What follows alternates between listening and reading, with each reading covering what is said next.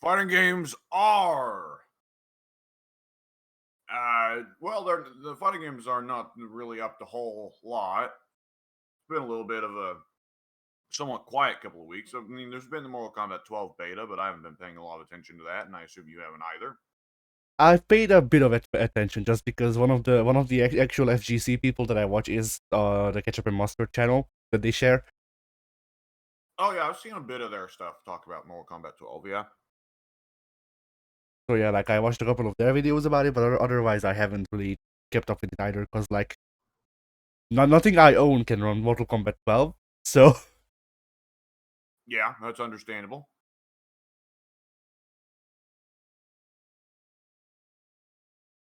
and yeah, uh, let's see.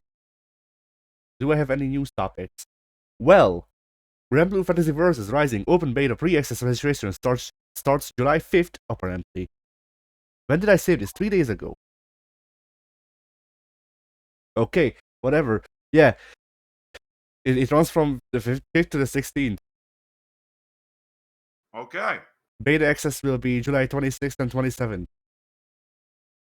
that is Oh no, quite cool. select. Yeah, That is quite cool for people who like Grand Blue Fantasy Versus. yeah. Then, uh, Mortal Kombat. Someone posted the bios for the characters. That's some news technically. All I heard Confirm. from I did Yeah, not read the bios, but I did hear that it more or less confirms the Scorpion is going to be Kuai help Liang. Kuai Liang. Yes, there we go. For some reason, I could only remember Scorpion, the original canon Scorpion's name. See, I never remember that he's Hanzo Hasashi because he's Scorpion. That's his name. Yeah, When he came out of the womb, they called him Scorpion. And people were like, but we're Japanese. And the dad went, no, but shut up though. isn't Scorpion. Raiden? Isn't Raiden the only one who calls him Hanzo? Raiden and I think in MK11 or sub. Yeah, Sub doing it, especially Kuai Liang doing it, makes sense. Bihan probably shouldn't call him anything except you motherfucker. Yeah.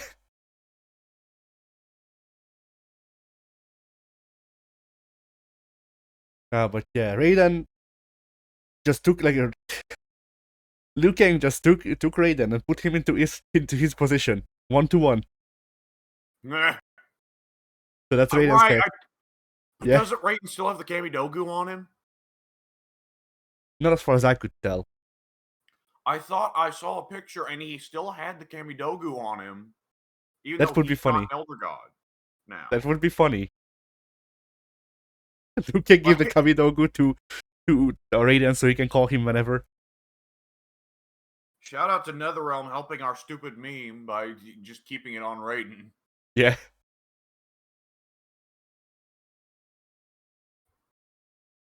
Uh,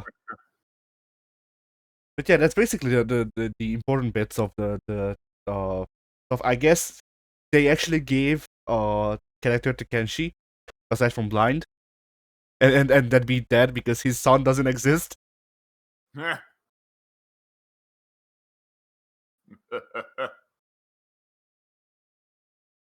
And that's pretty much all of it for the what we call it, the bios that they have released. Then in controversy, Coomer's molding, schoolgirls fetch censors, the eaglets or whatever, and desexualizes some characters in just a few shots. To my understanding, it was pretty well entirely they just made it where Philia doesn't have so many upskirts in her art, which is That they did that. They removed like one voice line from Peacock where she references hentai, and they removed the police brutality from Big Ben's story thing. okay. That one's odd. That one I'll say is Yeah, an I odd mean choice. that one is one of those things where like I disagree with them doing it because, well, for one it happens, and for two it matters to the character. On the other hand, one could argue that they did this because seeing police brutality could trigger people, and whatever. Like my fix to have your cake and eat it too in that instance would just be to be like, call in a trigger warning before you do Big Ben's story mode, because that's the only part that it shows up in, as far as I'm aware. And then just make it like put a switch into the options where you can turn that one art on or off. And that would require development time and budget, of course. But also would just be the best of both worlds, because you're not censoring that shit happens. At the same time, for the people who cannot stand to look at it, they can just skip it. Yeah.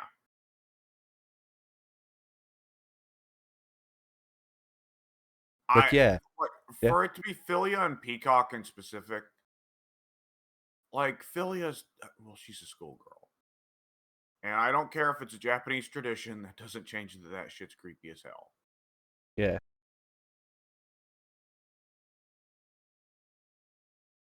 Peacock, I don't even know why they would, other than obviously Dave Z was a horny motherfucker. Because Peacock is very clearly not supposed to be a even vaguely sexualized character. She is like the one character out of that entire cast, barring maybe the Monster Girl, that is not supposed to be sexualized. And that's why you play her, isn't it? Yeah. Yeah, that's why like my that's why my content consists of Beowulf, Big Band, and Peacock, because Beowulf is a wrestler. He's only as sexualized as any other wrestler. Big Band is a fucking robot. Peacock is not sexualized at all. Yeah. Like, okay. It's also funny. It's also funny, but it only happens that when you mash their names together, you get Big Wolf Cock. That.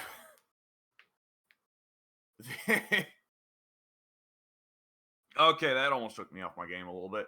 Okay. So, like, there is a difference between desexualizing the characters that are clearly supposed to be grown women and desexualizing the two characters for whom it was always questionable. Yeah, Philia's stage is a high school, is it not? I'm unaware which stage she's Philia's, but maybe. You don't dress like that to go to college. Like, okay. So, by the way, they have the barrage of Coomers has caused Skullgirls uh, reviews on Steam to drop to overwhelmingly negative, which is a rare position reserved for like Star Wars Battlefront 2 and other games that have enraged people with MTX practices, not this. So we have underestimated the power of Coomers, that they have the capability to do this. But like, they did not touch Valentine. They did not touch Cirabella. They did not touch, who's the other horniest character in that game? Eliza. They didn't touch Eliza. Those three characters are still there, and they are still hypersexualized.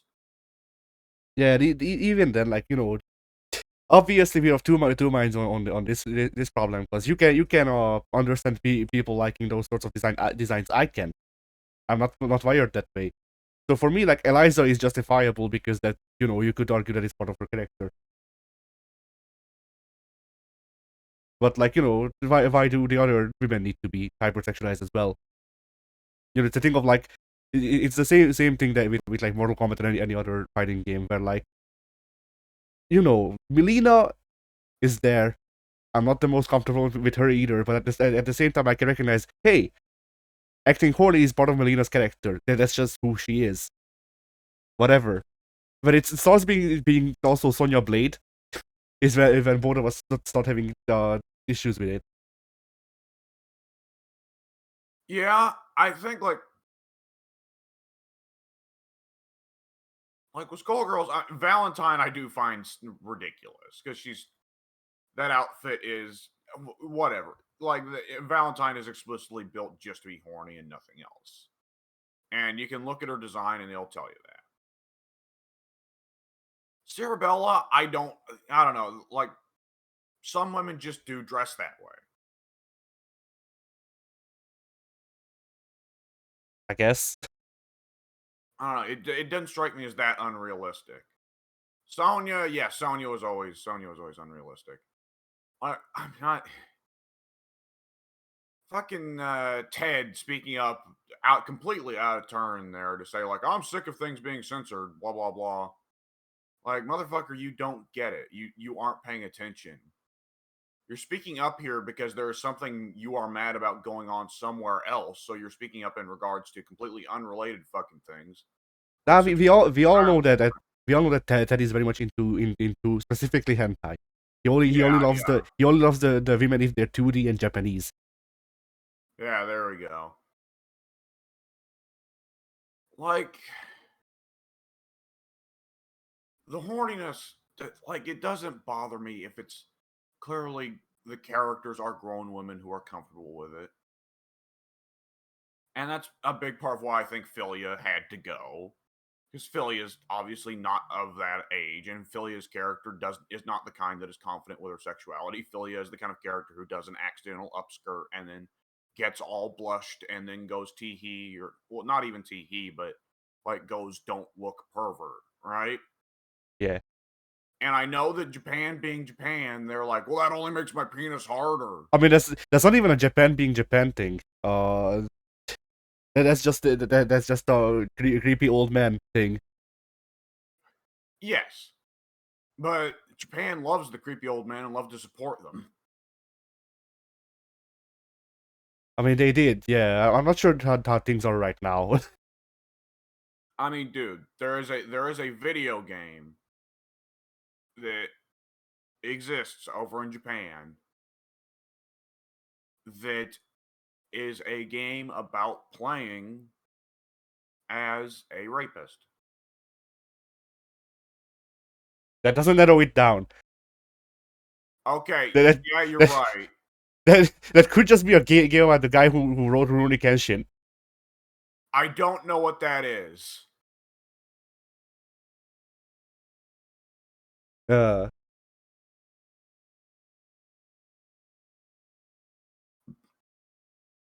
But yeah, anyway. Yeah, like I don't have a problem with the desexualization in schoolgirls. In fact, I wouldn't mind more of it. Obviously, they won't because that would include redrawing animation. Redrawing animation or animation in general is expensive.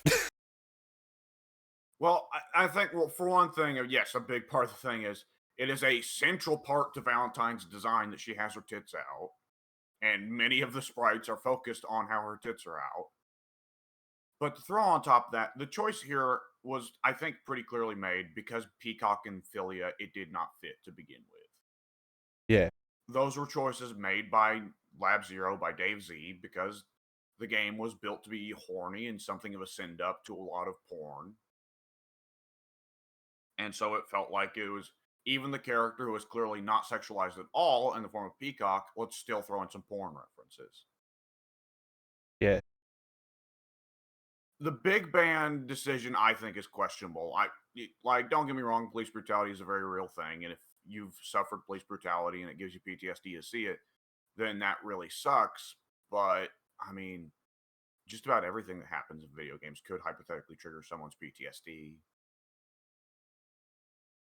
And I fucking hate when I fight my brother's demon form.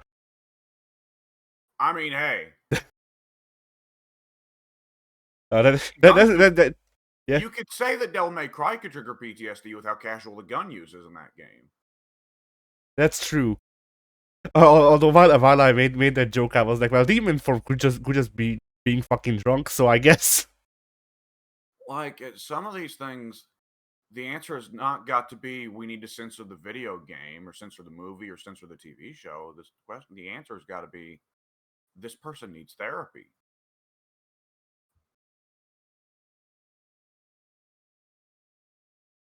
I mean, you walk the streets, you're going to see cops. Ideally, they aren't brutalizing anyone, but no matter what, you're going to be seeing cops. And if you've got a bad history with cops and it gives you PTSD to see them, you got to deal with that because you're going to be seeing them. It's either But that you or see never the leave the the difference is you see cops on the street, you can punch them. You will go to jail. No, you can't. You will go to jail. You actually But cannot. I do not know why you would say that.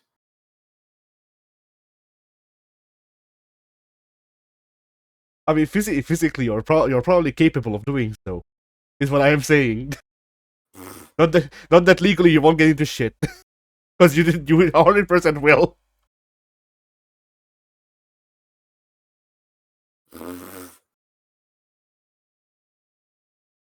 Good lord.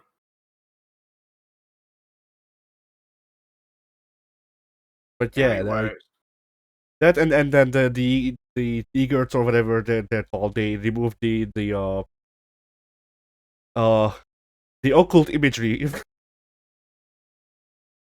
the what? from them. I don't know how to refer to it without YouTube picking up on it and being a shit. But basically, the heavy World War II Germany influence. Oh, I see. Yeah, okay. You're talking about yeah, her Parasol's goon, yeah. Yeah, yeah. They redid the sprites so now they're just wearing suits without the armbands. Oh, I see. Well, that was always a little bit odd, let's be real here. Yeah. And now the thing here that people are having issues with is that it's fine that they did that to the playable character and all that. They also removed the armbands from art in the art book that came with the game. Now I ask you, who the fuck opened the art book that came with the game? But I mean, it's just such a mild change. yeah, That's another one of those things, it's like that decision was made because in Japan they don't really associate that as a fascist thing, right? They just think the yeah, armband is cool. yeah. But like here, at least in the West, we're aware of the whole Nazi thing, and it's not something that we just look at as, oh, that thing that happened in World War II, where Japan does have a tendency to sometimes look at World War II as like, oh yeah, that thing that happened. In large part because Japan does not want to address what they did in World War II. I was about to say, like, they do that because it's country compartmentalizing. Wow, words like Uh, the yeah. no, go ahead. I think the youth are coming around to recognizing the stuff that Japan did, but the government isn't yet because the government is made up of people who were in World War II probably. Yeah. Well, particularly Shinzo Abe just got killed, and whenever there is an assassination at the political level, that means that generally the government is going to circle the wagons and act like they're amazing and their country was perfect and they're the best in the world. That's always what they do. Yeah, Doesn't matter what country it is. I'm not making a specific observation about Japan. Anytime you have a political assassination like that, people take it to mean the country is under siege, circle the fucking wagons.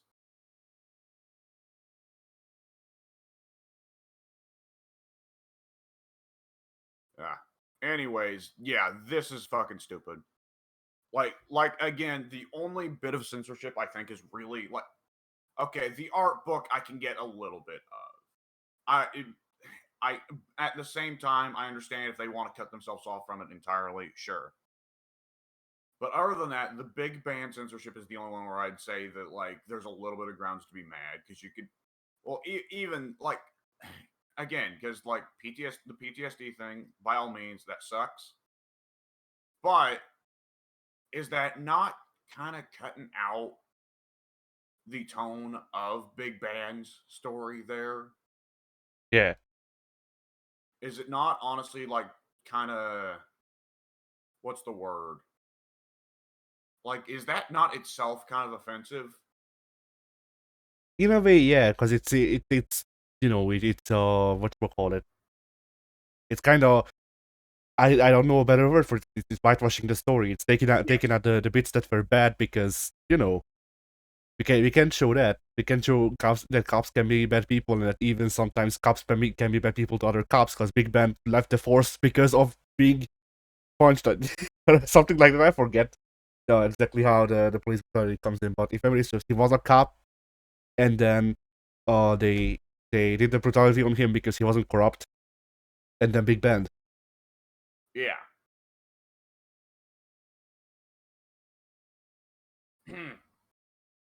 But yeah, like any censoring of Philia or Peacock, like again, I gotta emphasize this. If they go back and censor Valentine or Cirabella, like I'd kind of get a little bit why they're mad. But those two, if you were specifically horny for Philia, like I have to imagine no one's really that upset about Peacock having her porn quote removed, whatever. But if you were specifically horny about Philia, I had some fucking questions. I still do. I think they also removed some like voiceover packs, but explicitly only the ones that were voiced by Mike Z. So can't really fault them on that one. No, Is Republican Double still in the game? I'm unaware. Okay, I do not know who voiced Republican Double, but that one, if they are just going on a parade of trying to shut down anything politically associated, I would not be shocked if Republican Double is gone.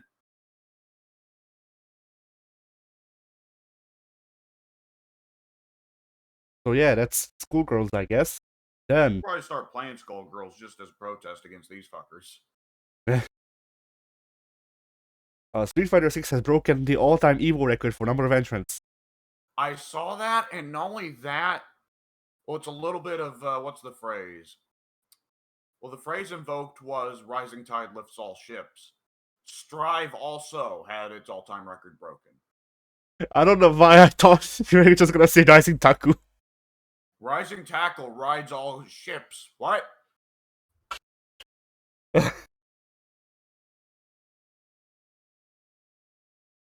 Fucking making videos has devolved my brain to the point where like and I just expect Terry Bogard to be everywhere, man. Anyway, yeah, I assume it's a thing of Street Fighter 6 has $1 million on the line.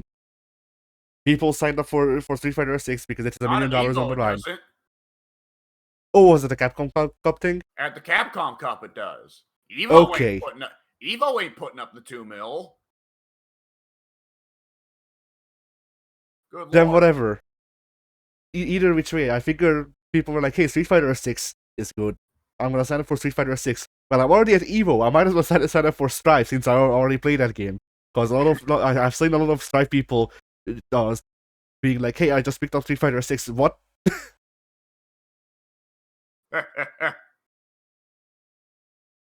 I also saw a post of someone being like, "Yo, I got into fighting games with Strive. I picked up Street Fighter 6. Why is Strive bad?" Yeah.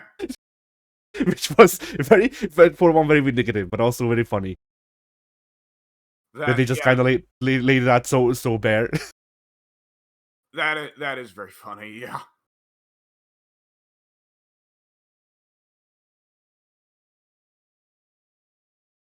And that was a rarity though, because like most of it was just like, hey, I mainly play Strive. I picked up Street Fighter 6. What can I do to adapt or whatever, and the usual stuff. Yeah. Well, my God! One of the big changes they're going to be seeing is, hey, yeah, the corner could not be more different between these two games. Yeah, you're allowed to have specials in larger quantities than 2, even if your name is not Soul Bad Guy. Yeah.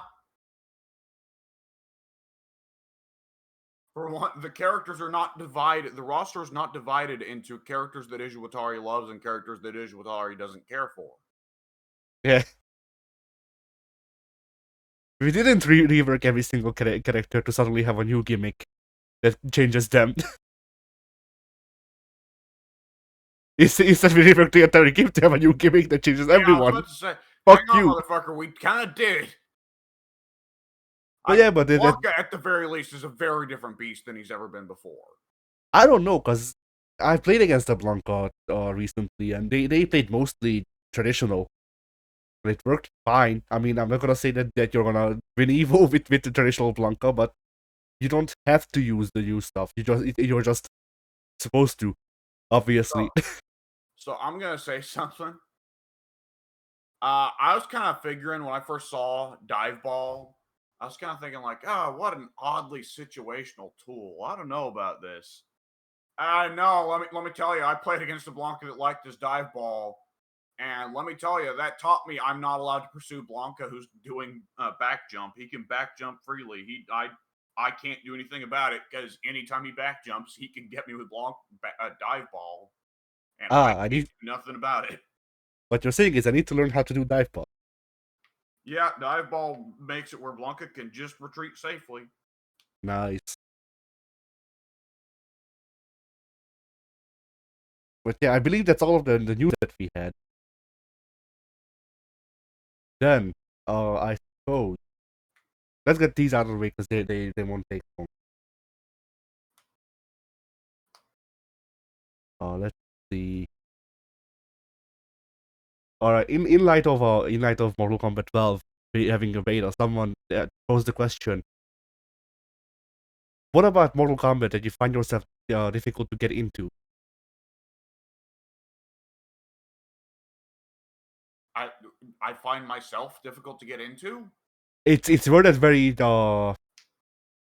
awkwardly, but I think what they're trying to ask is what is it about Mortal Kombat that you find difficult to get into yourself? Okay, well, I'm going to bet that a lot of the answers here are going to be don't like the animations, don't like the gore, don't like the dial-a combo system, don't like the lack of movement. Because those are the answers to that thread every single time that thread pops up. So you got two of them. I didn't see a lot of people talking about the dialogue combos as much and the what you call it, the movement. It was I don't like the gore. Uh, I don't like the animations. I don't like the block button, and that was most of the answers. Yeah.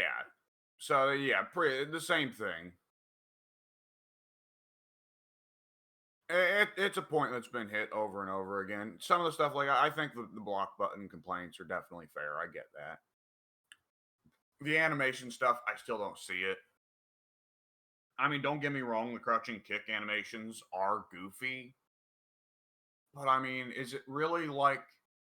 Are you opening up every fighting game and the first thing you do is put input down 3 and judging the game off of that? No,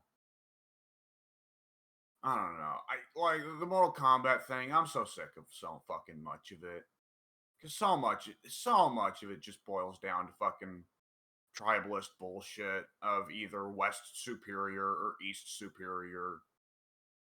Get this Western slop out of my face. We must return to proper pure Nippon where there is real game development. Which they're going to be saying a lot of that now that Skullgirls is toning it down the horniness. Now the Coomers are going to be Yeah, fully on Japan's side. Jesus Christ. but I mean, who are they gonna run to? Blaze Blue? Well, for one thing, Street Fighter V is right there, and Street Fighter 6 isn't super horny yet. There is the Jury alt costume, which now has big old cleavage. And good lord, Jury's animation in arcade mode, her continue animation in arcade mode is egregious in that costume. And Cammy still has Thankfully, I don't know what you're talking about because I don't use a scuba suit. Fuck I that know, outfit. I know. And Cammy still has her classic outfit as an alt, and Cammy's ass is larger than ever. And because of the muscle jiggle system, which is the muscle jiggle system is completely fair and works just the same for men and women, but nonetheless, it is there. So Cammy's ass is larger and jigglier than ever. You know, the muscle jiggle system is something that I saw in videos and I went, that's not gonna be on the PS4 version. It is. That Oh was very yeah, surprising.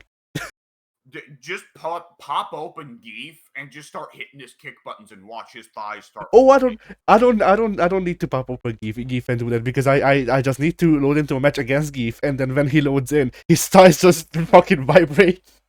Oh yeah, like it's ridiculous. Geef's thighs in particular. Or like you can really see the musculature system on Ryu when Ryu does any big poses and suddenly his pecs just start shooting out. Yeah.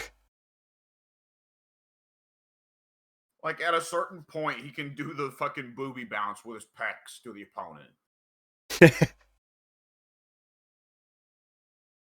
And the thing is, right now, there's one costume for everybody.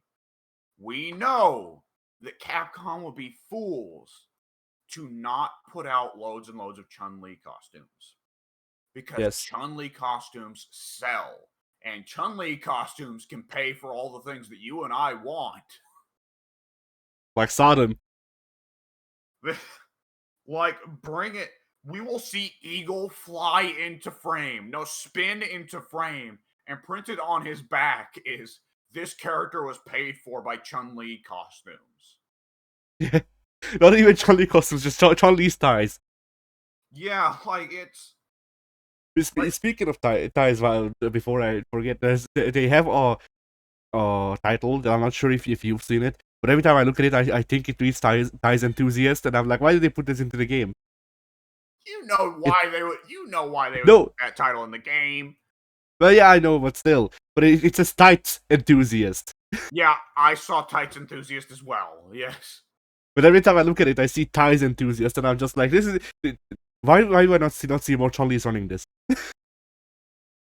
That's because I can't fucking read. That's why. Yeah. Nonetheless, yeah, it's.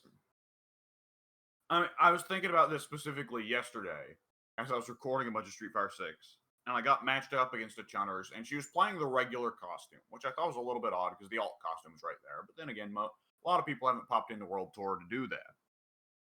But I was thinking, like, oh, like a year from now, you ain't gonna be seeing no one playing with the regular Chun-Li costume. Yeah. There's gonna be 5 other choices there. B-Girl Chun.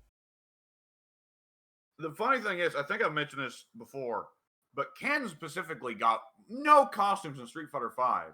Ken and Dalsim, and Dalsim made sense because Dalsim's the stretchy freak. You have to design his costumes around the fact that he can be a stretchy freak. But like Ken, it kind of felt like Ken wasn't getting costumes in 5 just because he had that horrible face.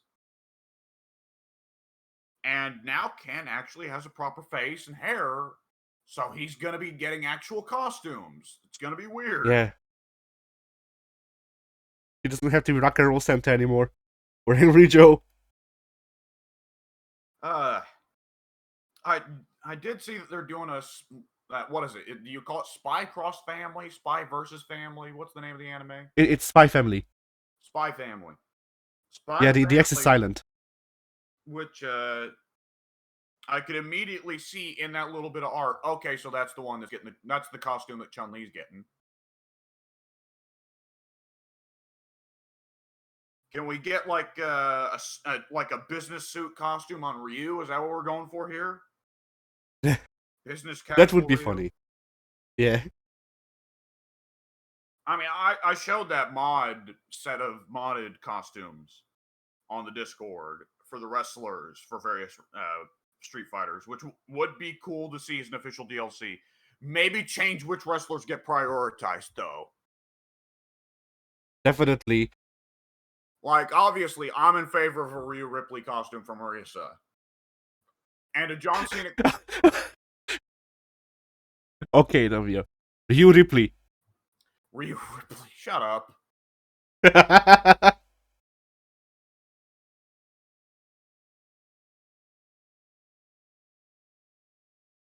Okay. Okay, just proceed. Just proceed. Let's move on past that. All right. That's an uncomfortable thought. Just Rhea Ripley. Yeah.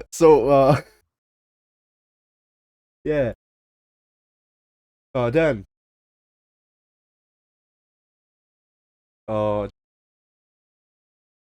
That's a Desperation Super. We don't go there yet. Okay, next topic. I went through everyone's arcade mode 3 times. The new people, I played through with Marissa, I played through with JP. The new people do not get to show off their scratched outfits. That is not a surprise. So there is no new characters here, but I did go and get all of the scrapped character designs. for every single world warrior that's in the game right now. Aside the Orc, I guess technically. Yeah. But and in fact, if I didn't fuck it up, the viewers might also see it now. Well, Okay. right now they're saying spoiler and spoiler and spoiler. But I wrote down everyone's names, and I wrote down already posted the pictures so that we can look at them. Do you have the thread up? I do. All right. Well then, I'll open up Cammy. We've discussed Cammy last time because she's the only one that got posted to the internet. So let's go But ahead. Let's go ahead and set yeah, a pattern going forward. Let's set. Okay. So the design on the left, if memory serves, these all from the ones I've seen, there's a pattern to these, which is you see a big design that they are interested in on the far left, and then an array going in 2 rows on the right. yes. So I say the big costume on the left, we should call 1, and then it should go in number order, going along the top row from left to right, and then the bottom row from left to right. So for All Cammy, right. this is 10 costumes here. So we would call the one wearing the rain jacket 1. The one where she's got her old doll's outfit, but she's wearing torn up pants, we would call 5. The one where she's Yeah. dressed like she's going fox hunting, we would call 8. All right. So let's keep that pattern going forward, just for the sake of simplicity Okay. in the conversation. So you haven't seen most of these, as far as I'm aware. Anyway, I've seen now one. Kimberly's, Jury's, and maybe one other person's, but that's about it. I think I've seen Ken's. So one thing that you'll notice among many of these is that there's at least one outfit that looks like it was designed by SNK, and I'm all for them. Make them like the DLC costumes. I'll buy them. Like for example, 3 here. I pointed that one out last time as well, I think. To be honest, while I wasn't initially super huge on some of these costumes, I've warmed up to just about all of them. I don't think I don't think 10 works though. I don't think 10 works. I don't think 9 works that much. I don't think 4 works. 9, I think, For is Cammy. actually what a bison possessed Cammy would look like. Oh yeah, but Rather probably. than the doofy old costume where it was just a red Cammy with Bison's cap. Yeah. 4 is bizarre. 4 needs a bit less. 4 needs less belts and zippers. I mean, that's one of those things where, like, if they made that an outfit, I would be like, "Oh, cool." I never use it, but I'd be like, "Well, I appreciate the thought," you know. I'll say like 2 seems a bit bland as well. Yes. Like I think the problem. Yeah, go ahead. I mean, like, I think with pretty well all these concept art lots, we are probably going to say that the design they went with for the base costume in game was the best one, right? Not always. Well, with Cammy, I think they did ultimately make the right choice. Yes, with Cammy, 100%. Like once again, I think like 3 could be a DLC outfit. Yes. 5 could be a DLC outfit. 6 could be a DLC outfit. I'd buy all of those. But you know, I don't think any of these should be the default outfit. 6 looks like the outfit she would be wearing when she handles business for Delta Red. Yeah, probably. 1, I think, would also be a great choice, just because it's a nice reference to the movie. Yeah. The animated movie, not the live action movie. I definitely think out of these, I think 7 is interesting in that it sends home Cammy's Britishness while still being Cammy. Though, in terms of that, I think they already did a better job with the new design. Yes. I think we both said before that 8 would be a terrible base Cammy design, but is nonetheless a fun alternate costume for Cammy to be dressed as like a fox hunter for some reason. Yeah. And then so just so I can finish my thoughts on 4. Like really, I think the problem with that design is that, like, you know, that's a design language that I enjoy. I like Nomura's games, and the characters he designs usually, and that follows similar patterns. But the thing is, Cammy is not that. Cammy is not that, and there's not really anyone in the Street Fighter universe who is that. I could see Sea Viper. Yeah. Sea Viper, I could see dressing like that, and I wouldn't blink too hard. But she's about the only one. Like from the women's side, Sea Viper, yeah, maybe Jury, but Jury likes her costumes over designed a bit. yeah, like from the women's side, that from the men's side, anyone touched by the Satsui no Maru, you could No, somehow justify it. hard disagree. Akuma, the simplistic designs have always been the best for Akuma. Yeah. Actually, I might be wrong. I might be thinking of the side of people possessed by psycho power. Because one of those two, there's history of not the actual Bison or Akuma being over designed, but the characters the other characters that also share the power being over designed. Ed's a little bit over designed in some costumes. JP though, I'd say they've done a pretty good job of making him suit man, while still being Yeah. really distinctive. With But like I'm also JP, thinking of like Bosch.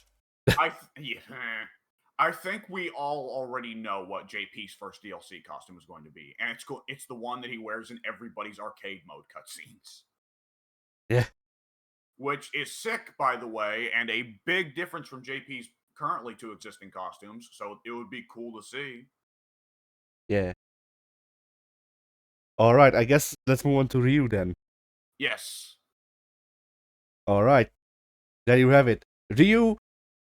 I think these, okay, just looking at these, I think these look like they are pretty well all winners.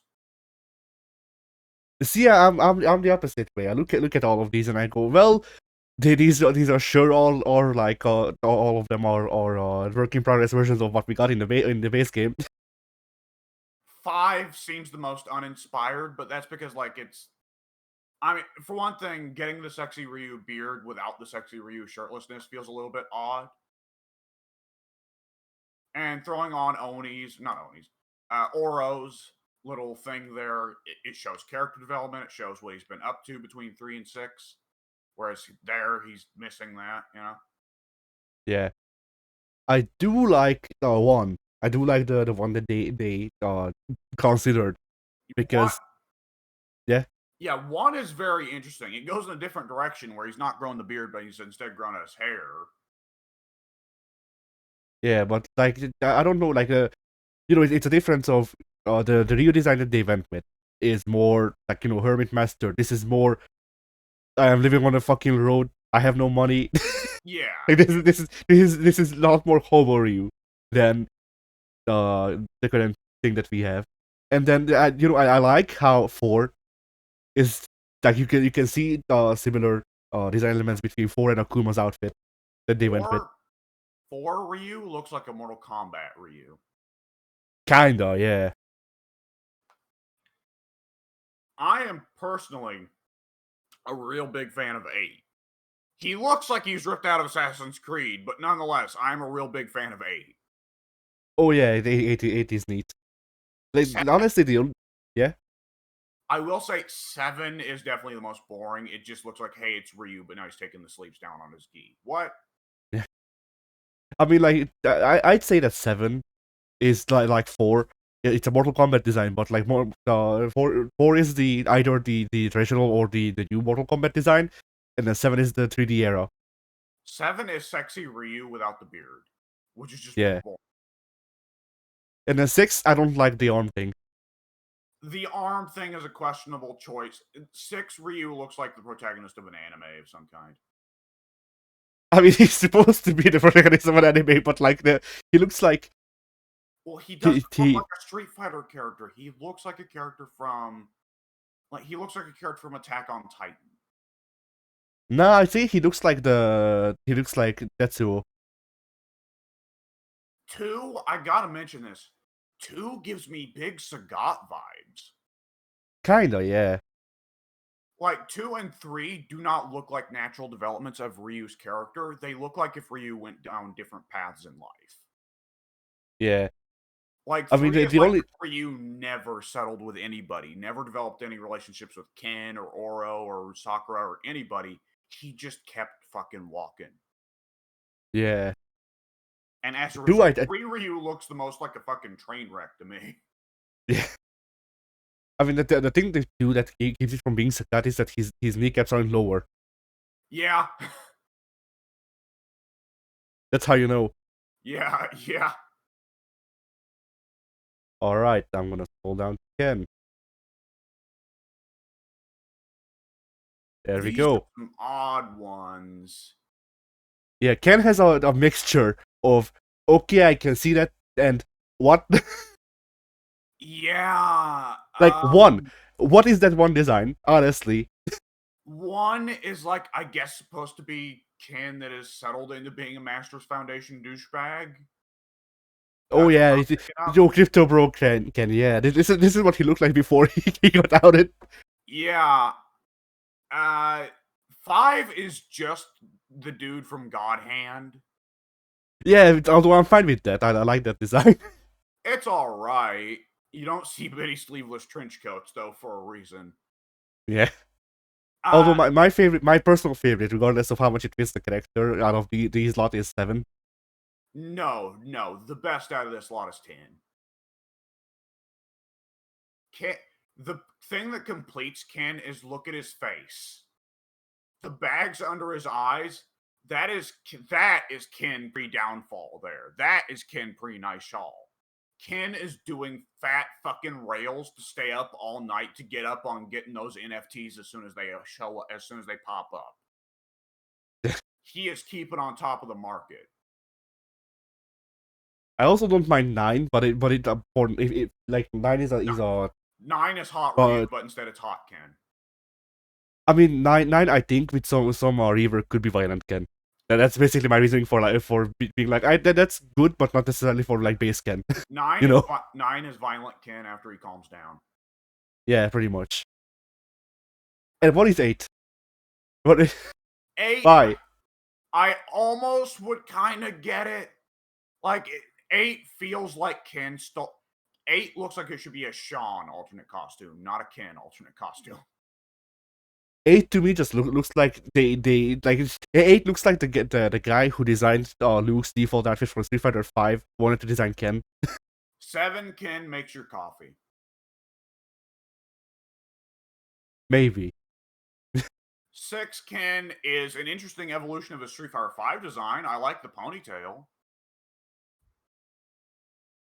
I like the jacket. Eh. Like, I will say here, with Cammy and Ryu, I was like, yeah, several of these would be fun alternate costumes. About half of these, I think, would be fun alternate costumes. The other half, I'm kind of looking at like, what the fuck? Yeah. Two Ken, number 2 Ken there is absolutely fucking guilty of everything he has been accused of in Nashal. Number 2 Ken looks like he is ready to attempt a second coup. Fucking the first one didn't work. Number 2, I'll make it work this time. Number 2 Ken happened to run into Rolento after Street Fighter 5 and was like, actually, this is a pretty cool guy. Yeah. And let's see, number 3 Ken is way too hillbilly-ish, but other than that, I actually kind of like him. Number 3 just kind of just looks like but Kenny for one from The Walking Dead, but there's other characters that I'm thinking of. Boat. Actually, yeah, Ken has a boat. My boat. He's just talking. He's talking to Ryu. Lee, we gotta get my boat. And Ryu's like, "What the fuck are you talking about? We gotta save Duck." Why did you start calling Mel Duck? Yeah. And then like four is the design where like I get why they would design that. No. 4, I'm fine with 4 as an alternate costume, but yes, that is not a good fighting attire. Like if they would have made 4 his default attire, they would have might as well have added fucking like Rev Scarecrow from Don't Never Die onto the cast. Okay, 3 Ken is the Ken that that decided not to hide in Metro City. He decided to hide in Toronto. Yeah. Yeah, Ryu and Cammy, these were like, okay, I see some winners here. There's a lot of stuff that would work here. Ken, yeah, they made the right fucking choice. Yeah. All right. It's Jimmy time. Jimmy! Oh! All of these sucked. Yeah, these are what? What is that one? What is that one? What is the one? Why? Why? Okay, okay. I can see where it's like it's supposed to appeal on a like formula of like it shows his growth literally that he's got hair growth. But why did his body hair grow everywhere except his chest? Like, is it just supposed to be I mean, Blanca that's become Bigfoot? maybe. I mean, that's one of those things where, like, you know, if they're trying to mimic like animal fur patterns, then he shouldn't have that much hair on this belly either. Number 2 Blanca is a Ono costume. That is the costume I mean, that Ono wants for Blanca. no, number two Blanca is what happens when Blanca moves to Australia. Was number 2 not already an alt costume that he had in 4? I'm not sure. I believe it was. Also, he's got a badge, which implies the Brazilian government has given Blanca some kind of official government office. Meanwhile, number three Blanca is instead of trying to make money by making Blanca Chen being a thing, he just makes moonshine. I was about to say that's the like number 3 Blanca is somewhere in the Appalachians on the run for meth trafficking. Number 3 Blanca has started a family, a gang that is entirely made up of his children, and they call themselves a clan. And they're called something like the Bodunk clan or something like that. Yeah. I kind of do like Blanca with a beard, but he should grow out the mustache too. Other than that, like particularly the suspenders really send home. Shirtless with suspenders sends home this theme that either you are a mobster or you are a Appalachian hillbilly. Yeah. Like, out of these, the only design that I think is okay is the last one. Number It's number 6. Number 6, I think, needs some small touches, but it has potential. It has serious potential. Yeah. The hair and the sunglasses, I think, are a particularly inspired choice, and Blanca wearing a watch is hilarious. Yeah. Like, number 6 feels like that is the Blanca is getting shit done attire. Yeah. Number 4, He's on the clock.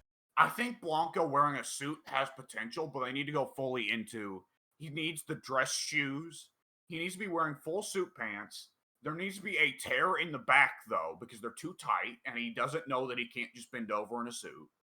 And it needs to be a proper suit jacket.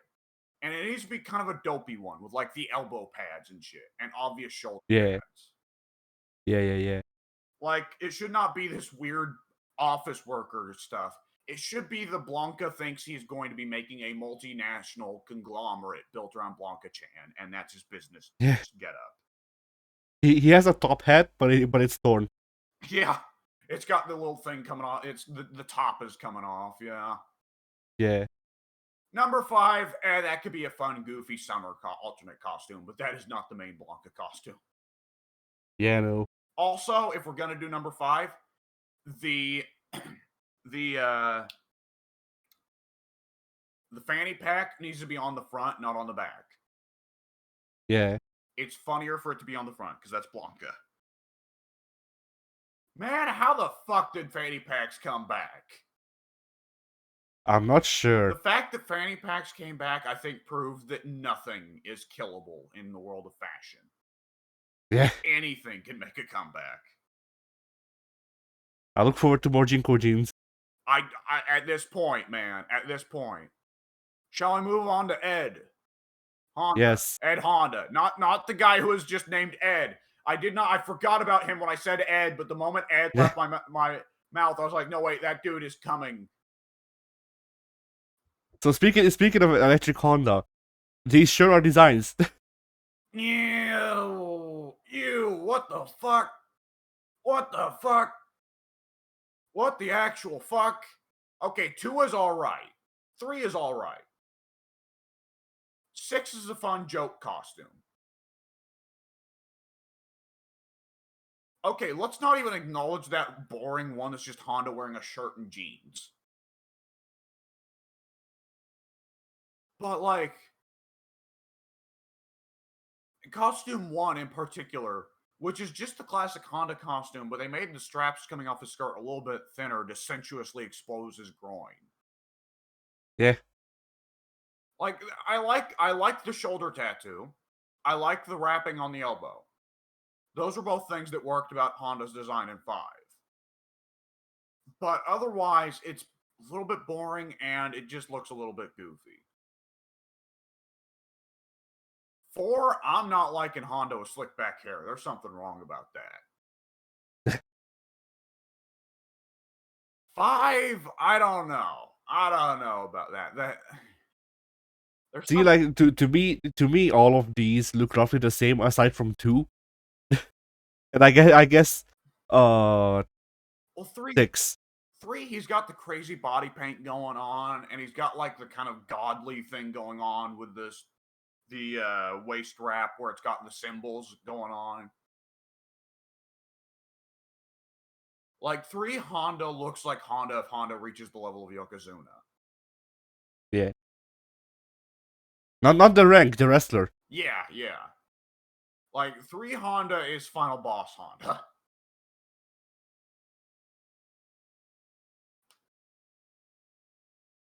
But yeah, 2 I think could work as a like a DLC costume just to be like, hey, this is what Honda wears when he's trying to advertise the shop or whatever. Yeah. But like that wouldn't work for a default outfit either, I don't think. I mean, 4 is different enough that I would say it works as an alternate costume too for people who like it. I'm just not a fan of it. Yeah. 6 is absolutely a Japes costume for when they throw in like Yeah. a pack of 6 joke costumes. I refuse to believe that 6 was ever considered for Honda's main costume. Unless there was a version of Street Fighter 6 we never saw where the intention was to give everybody the most ridiculous costumes ever and make it an explicit comedy game, I do not think 6 was ever seriously considered as the main costume. 6 was Honda's costume from back when Ono was working on it. Yeah, that I would believe. That I would definitely believe. But yeah, Honda not a particularly like crazy lot. Which No. it doesn't, not too shocking because the costume he has in Street Fighter 6 isn't too crazy different either. Yeah. Alright, Guile. Yeah, Guile, yeah, most of these would have been winners over what we got. That one, I will say. Yeah. Guile, the one we got as the default costume is not a winner. 9, I think, like, out of these, I like 9 the best. It's also the SNK costume. That is also explicitly the SNK costume. Coat over shirtless, open coat over nothing, I don't think fits for Guile. Guile's an older guy. He shouldn't be like flaunting like that, Like to me, I mean, yeah. 9 reminds me of Remy when Remy gets the win pose where he opens his jacket to be like, "Hey, I got sexy abs." Yeah, I mean, I'm not saying it should be his default outfit. I'm saying that if it were DLC, I'd like it. It'd be a Because like for default, yeah, because for default outfits, like none of these really inspire and much in me. Like I guess out of these, I would like for default outfit 5 and maybe 10 over what we got. 5 and 10 both look like they're on the run from Nemesis.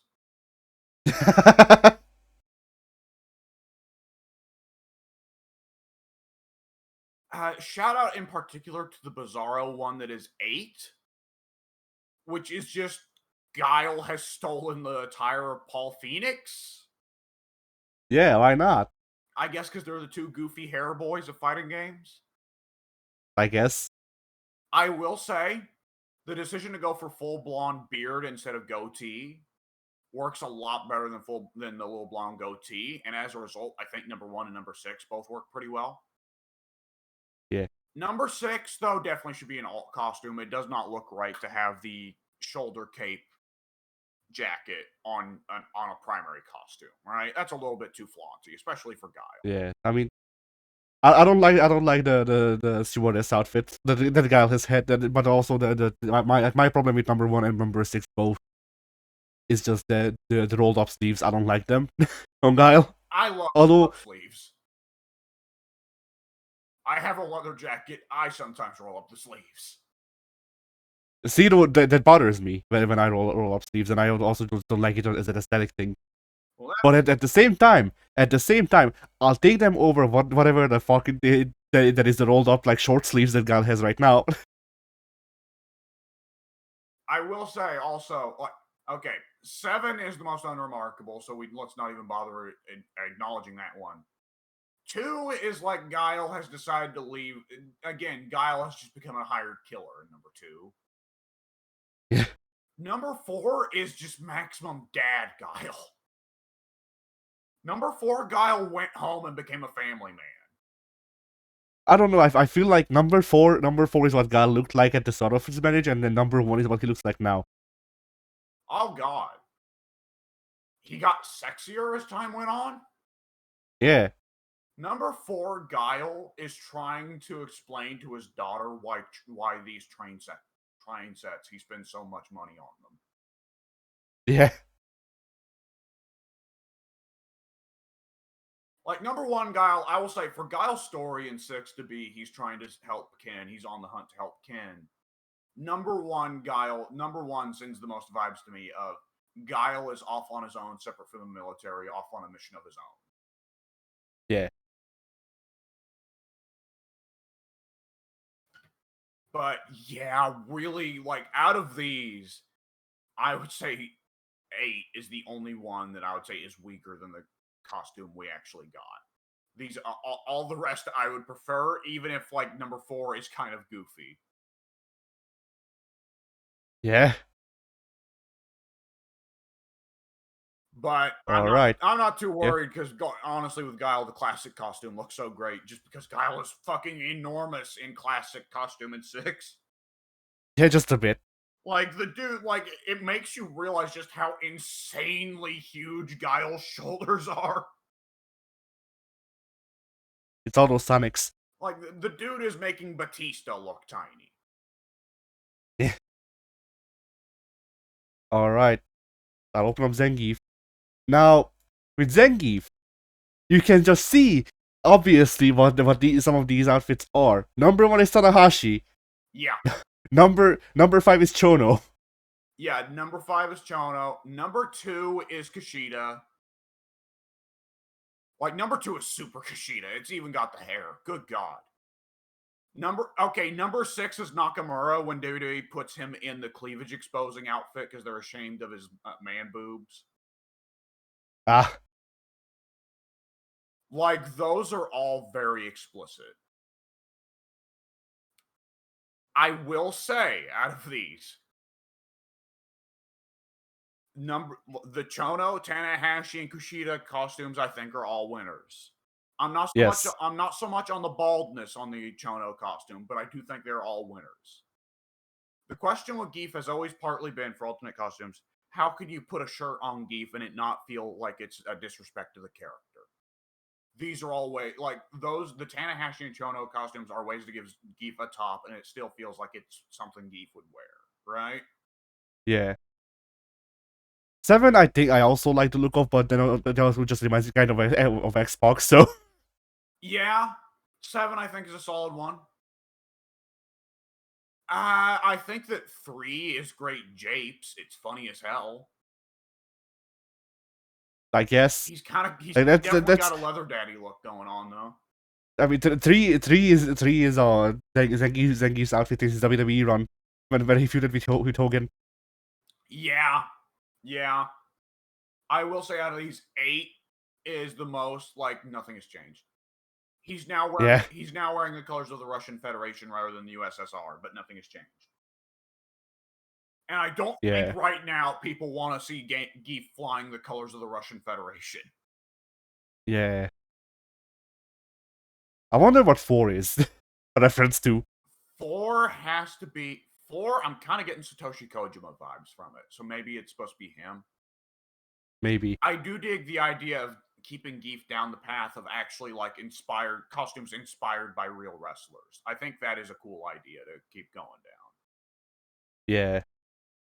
I can't wait for his gobbledygooker outfit. Yeah, I can't either. I mean, we know from past experience in both 4 and 5, they eventually released furry costume sets, so we know it'll happen. Wait, did that in 5? I'm pretty sure they did, at least for a lot of the characters. I could be Uh, wrong. Maybe I'm getting them I mean, because right now the only one I can think of is Abigail's weird Cyclops ogre costume, which is not really a furry costume. oh, no. They had Halloween outfits, but not specifically furry outfits on like 4, Yeah, where it was just like, hey, what if Ryu was a wolf? yeah, What if Akuma was a spider? No, yeah, what if Akuma was a like an Oni, but Oni is also on the roster. yeah. And then what if Oni was a spider? There you go. What if Yum was a penguin? Which is why I call him Penguin Boy still, because that's the only outfit I used him in. Oh god. All right. Alright, Dawson. So These sure all Dawson's outfits. I think there's some winners here. I think 1 and 5 are neat. Five again. 5 is like Dawson, final boss Dawson. No, 6 Yes. is final boss Dawson. Yeah, 5 is the Dawson that fought Ashura. 6 is the Dawson that beat Ashura.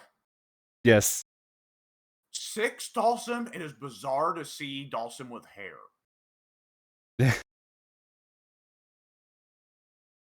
One Dawson, though, definitely. One Dawson is the Dawson that hit the road.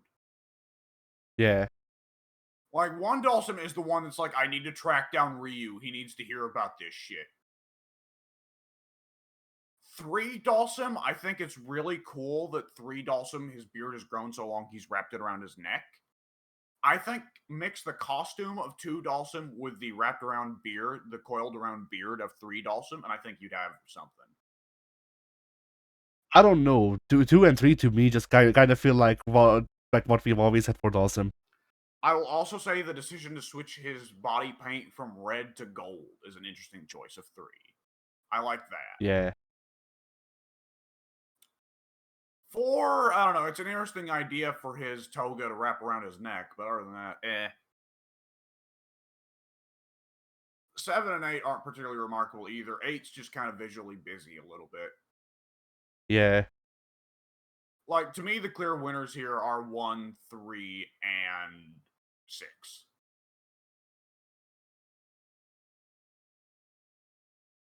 Which, Yeah, I like 5, but 5 also wouldn't work for like a base design because why does he look like that now? yeah. It's weird with Dawson in particular, though, because the question is, will Dawson even get any alternate costumes in 6? Yeah.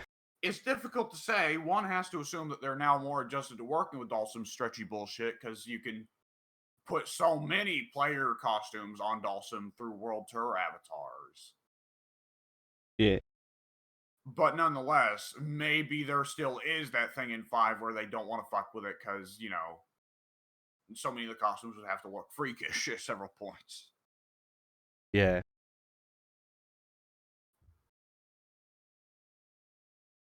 All right, DJ. Oh, All right, now once again, let me remind you that there is at least one one design here that is explicitly designed by SNK. what the fuck? How has WWE not sued them for number 4? Where he has explicitly got the WWE World Championship around his chest? Oh, I didn't even fucking see that. That is not even like, okay, they have moved the red line that underlines the WW to make it an E. They've moved it to the center. Other than that, that would not stand up in court. That shit would not stand up in court. Yeah. I like 8 as an alternate outfit. I don't know if it would work for a default one, but I like 8 as like the DJ has let the fame go to his head. 8 is awesome. 8, though, I will say, is odd. 8 is a Balrog costume, not a DJ costume. Yeah. And then I love 9 because it was designed by SNK. That's it. 9 looks like a character. What was the KOF games that were in 3D that were on 3D? The Maximum Impact. Yeah, it looks like a Maximum Impact character. Yes. yes, the dude that designed all the characters there. Falcone. Yeah, Falcone. There we go. Two definitely sends vibes of a DJ that has gotten a lot older and calmed down and is just kind of chilling out, producing other people's music. 2 DJ. I also like I like how we're not mentioning 10. 10 DJ is just kind of unremarkable. 10 DJ looks like a Japanese schoolboy. Yeah, he does. 2 DJ has an old feud with Suge Knight that he is trying to ignore, but Suge Knight keeps bringing it back up. I mean, 2 DJ has Drake vibes to me. Yeah. 1 3, I don't mind 3. 3 is interesting. 3 looks like young DJ, not old DJ. Yeah, that's true. I mean, none of these really look like old DJ to me. Not Well, even the one that's in the game. I mean, 2 and 5 definitely both look like older DJs to me. 1 DJ looks like a pervert. Kinda. Like the sleeve. 1 DJ either looks like a pervert or a male stripper. Whenever I see a suit vest over nothing, I am thinking pervert or male stripper. Though the suit, okay, full-blown suit with the Jamaican flag design on it, though, is an inspired choice, and I do think that would be cool. Yeah. And give him a nice set of sunglasses and dress shoes to go with it. Business DJ. DJ that's gone into a meeting with his producers. Yeah. I don't like the 4 and 5 designs because of the hair. It just doesn't work for me. Yeah, 4 and 5 DJ. 4 and 5 DJ are reminding me of Joe Higashi. 4 especially. Yeah. 5 DJ feels like it's some part of Capcom's team has not adjusted to hip hop since the 90s. So they're like, all right, let's combine fucking Sir Wait, I know. and I know why 4 and 5 DJ's hair looks bad to me. Vanilla Ice. yeah. I was thinking Sir Mix-a-Lot, but you're right on the money with that. That is the exact hairdo Vanilla Ice had. They look like human lipstick bottles. Kinda. Okay, like the title belt. Okay, 4 would work with different hair. Oh, you know what? Who 4 and 5 actually look like? Like Who? they're trying to invoke a little bit. Live action movie DJ, Ah. which was not a winning design. Let's be real here. 4 DJ, I think change the hair and 4 DJ has serious potential. The belt around, like I the don't know. wrestling belt being used to hold the coat in place, is a strong design, I think. I don't know. Specifically, like it calls to mind the thing that is done nowadays, where when like a team, like a team in an athletic sport or a fighter in an athletic sport that has nothing to do with wrestling, nonetheless, after winning a championship, parades the WWE belt around. Like it calls that to mind. Oh yeah. I guess. 7, I think, could have worked as a default outfit with some touch-ups. Yeah, 7 is strong. I think 7. Well, I was about to say, take 7 and give him the hair that he has on the costume he has in game. That's like, no, wait, that's just kind of the costume he's got in game. Yeah. I mean, take 7 and give him the sunglasses he has in the game, and then you have an outfit. Maybe I can see because I can zoom in because of how I have this thing set up, but I can see if he's wearing shoes. If he doesn't, then give him shoes. But that's pretty much it. 6 DJ is an older DJ that is friends with Suge Knight instead of enemies. I like how that's the difference between 2 and 6. I mean, like that's how it is. 6 DJ is suspected of a couple murders. Involvement. He didn't do it, but he might have been the getaway guy. Yeah. All right, and then Chun. Now, one for Chun, I don't get it. Oh, we got some over-designed shit going on here. Yeah, okay. So I'm gonna say it. 3, I think, looks good. At the same time, once again, DLC outfit also maximum impact. Very much. Yeah. 3 is yeah, 3's definitely sending some KOF vibes. Like 3 is the outfit where if they release that as DLC for Chun, it's the only outfit I'd use on her because I don't know what it is about those sorts of designs, but I just love him. 4 looks like Chun-Li is joining in for a SWAT crackdown. Yeah, kinda. 4 is she's kicking the door in on the drug den. I like 6 because it reminds me of her alpha outfit. 6 is interesting. 6 is interesting. Yeah, 6 is like a more serious grown-up version of her alpha outfit. Yeah. Yeah. 7 looks like a flight attendant. Kinda, yes. 7 looks like if Bison brainwashed Chun. Yeah. 8, I also wouldn't mind as a DLC outfit, but I don't think it should be her default. 8 gives me real strong vibes of like this is middle-aged Chun-Li. Yes. That is true though, yeah.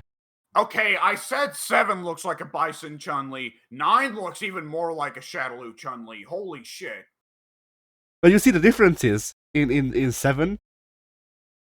She still got Was a it police 7? jacket in 7. But no, the difference is in 7 she was brainwashed by Bison. In 9 she joined by her own will. Yeah. What's the... She's got like... Is that not a Shadaloo pin on her chest? I can tell, I can zoom in. Like, it has the whole kind of Nazi-adjacent fascist aesthetic that Bison goes for. Ah, 10 is definitely going to be a DLC costume.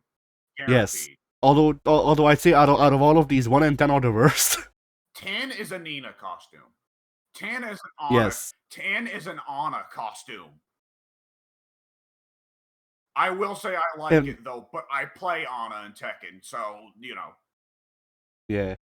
I And then will once say again, what is up with 1? one again is an anime costume. 1 is not Yeah. a Street Fighter costume; it's a Grand Blue costume. Wait, I know what the problem is. You know what my explicit problem with the 1 outfit is? It's in a different art style. No, makes her look like Ingrid. Yeah, there's definitely that. Definitely looks like her and Ingrid did the fusion dance. I will say one thing I am really noticing here, at least with the art. Yeah. 3 is the only one of these designs that does not have enormous thighs. Ah. Like, okay, 4, 5, 6, and 10 in particular, it is like, God fucking damn, Chun. Like, as someone who's a big fan of humongous thighs Chun, like, I'm thinking that's why I'm softer on 10 than you are. Just because it's got the enormous thighs. Maybe. Though I find it funny that considering the progression from 4 to 5 to 3, which is toned down with 6, you still got huge thighs in 6, but they aren't as massive as they were in 4, 5, or 3. Is it like up until 6, it seemed like Chun was getting steadily more bottom heavy with every game. Yeah. All that shit from Bow Bow Bro was just going straight to her ass. Yeah.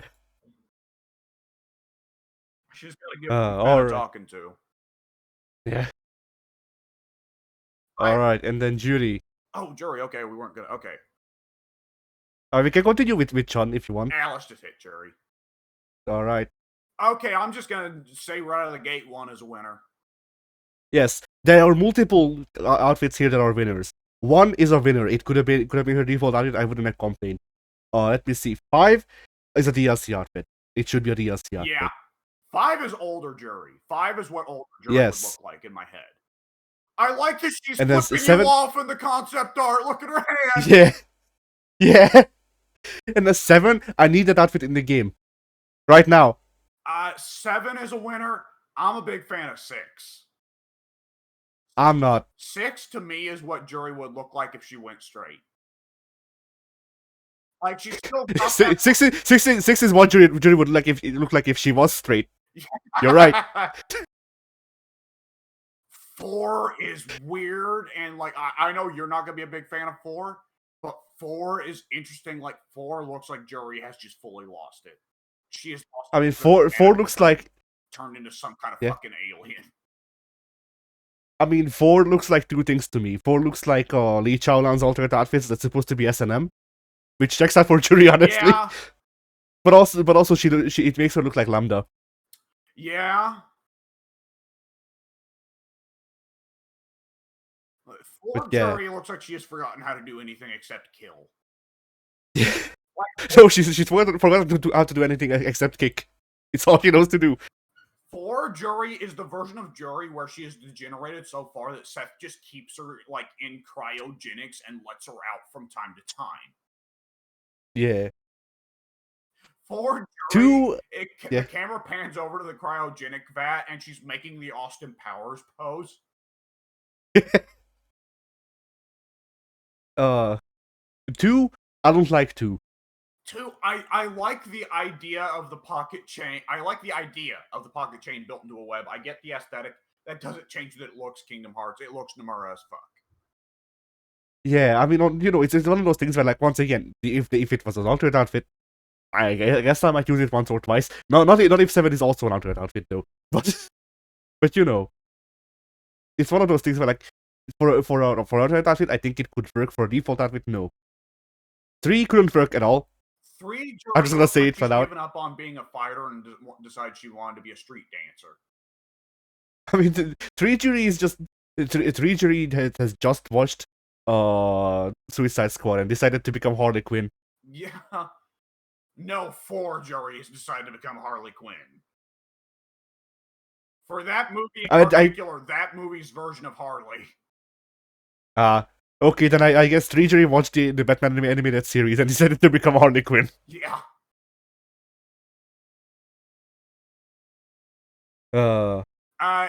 8 Jury is from the alternate universe that all that fan art is from, where her and Manat are an item. Yeah. What is 9 Jury from? Out of the from? house quickly and just quickly threw on whatever was in their closet, and it happened to be mostly Manat stuff. Yeah. Wait, I need to recount this. Make sure that we're looking at the same one. 10 Jury is a young Jury, not an old Jury. For it to be Street Fighter 6 to be later in the timeline, Jury in that 9th design looks like Jury at the time of Street Fighter Alpha. I mean, Jury in the 9th design to me kind of just looks like she's from a different anime. Yes. She definitely looks like a My Hero Academia character. Yeah.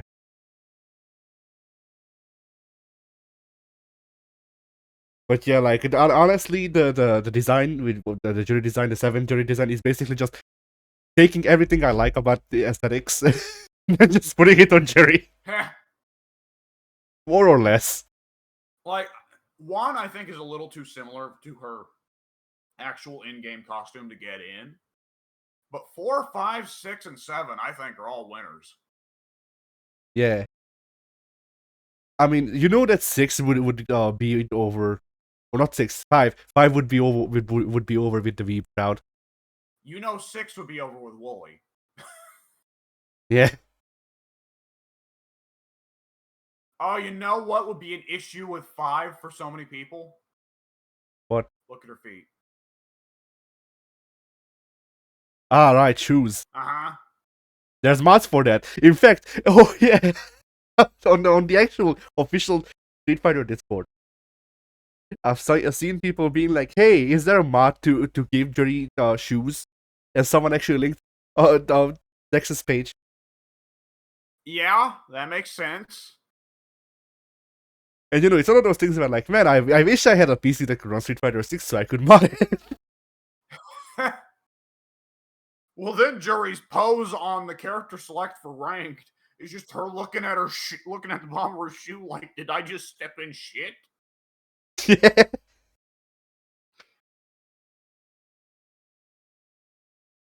I don't know. I'm just like, to be honest, like jury foot fetishists are the gift that keeps on giving. They are fair. They are fairly funny. Yeah. Like, and the continual just weirdness surrounding jury. And Yeah. it's like it's never entirely certain. Like, is jury also in on it? Well, you see, one time you ask her, she says yes. Other time you ask her, she says no. That would be how jury would do it. Yes. The next time she's like C5% into it, yo. Okay, so we know C5%'s a guaranteed DLC pick, don't we? I don't know if I'd say she's guaranteed because there's a lot of people that they name drop, and like some of them multiple times, and I don't think I wouldn't expect some of those people to be guaranteed DLC picks like El Fuerte. Oh yeah. Like, every time they bring up El Fuerte, it's just like, man, there was this guy, he was shit at cooking, I fucking hated him. Yeah. And everyone says this. I mean, Honda in particular is like, if you put any more cinnamon in my Chanko, I'm gonna strangle this motherfucker. I like yelling.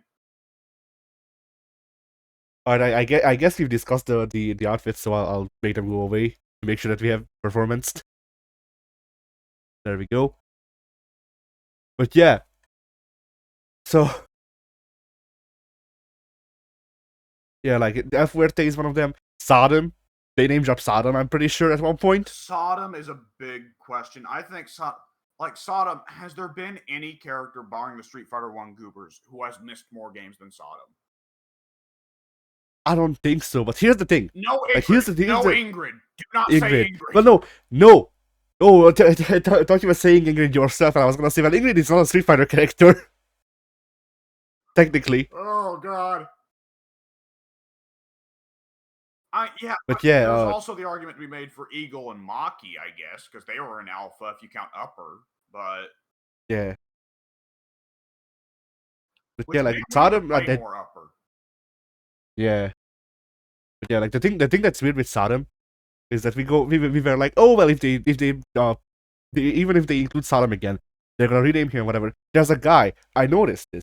In World Tour, one of the people selling Japanese themed shit in Metro City is called Gamora. Oh, well, that's different from having a playable character there. And here's the important thing: Gamora, people will think of a biblical city of debauchery. Oh no, I'm not saying the I'm not saying that this means the Sodom will. Well, no, not immediately saying that it has the same connotations. I'm saying that since the guy is obviously running shit from pretty much out of the I'm forgetting the gang's name, but whatever. Mad Gear. From Sodom, yeah, Mad Gear, from running shit with the Mad Gear gang, and has Sodom's aesthetics. And it's called Gamora. Well, I feel like if they do Sodom, then Sodom's not going to be in. By the way, I said do Sodom. Haha, butt sex. Anyways, so Sodom, if they do Sodom, Thresher Damned is in charge of Mad Gear, which implies that Sodom's not in charge anymore. That's true. Maybe there will be a twist when Gamora is Sodom. Well, yeah. That's it. The shoulder pads are just that big. Yeah. I think there's a decent chance that what happens with Sodom is a case like, Charlie was Charlie in the West until he wasn't, until he was Nash, right? They changed him to Nash in 5. Yeah. Evil Ryu was Evil Ryu up until he became Kage in 5. Yeah. Q became G. So renaming characters is not out of the question, and a character design so distinctive as Sodom's, people are going to recognize, oh, it's the samurai dude from Final Fight. Yeah. So Sodom, I think they can get away with changing the name, especially like I imagine nowadays they would be inclined to name him something real goofy like Otaku, right? His name will be Butt Sex. Butt Sex in Japanese. Yeah. We've changed his name to Sodomu, and we're hoping nobody will notice. But that already was his name. But to 6. uh, Oh Lord. Yeah, I mean, like, Eagle and Maki, who knows? Because technically they've never been in, like, because Capcom themselves, the version of Alpha they port forward is the arcade version and not Alpha Upper. So the legacy they're preserving does not include Eagle or Maki, at least Eagle past Street Fighter One. But those two, Sodom, I guess arguably Junie and Jolie, though who knows with them, are the five that have been missing for the longest. Ignoring the Street Fighter One cast, who we know most of them don't count, though clearly Capcom wants to drum up some interest in Retsu. Holy shit. yeah. Retsu is everywhere in Street Fighter 6. My god. Like the dude's in some of the arcade endings too. What the fuck? He is? Yeah! He's in Ryu's arcade ending. I don't remember that, but I believe you.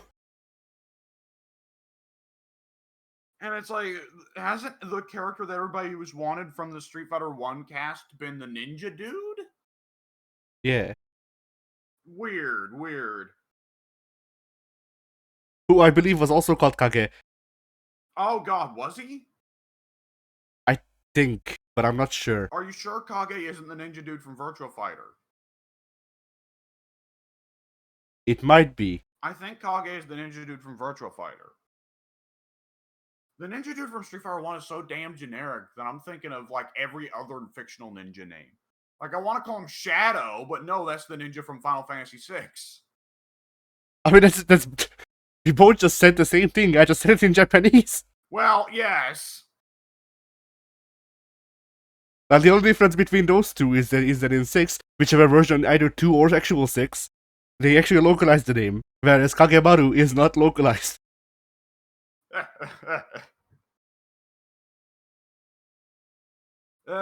I'm looking up Street Fighter 1 Ninja, and then we'll see what comes up. Okay.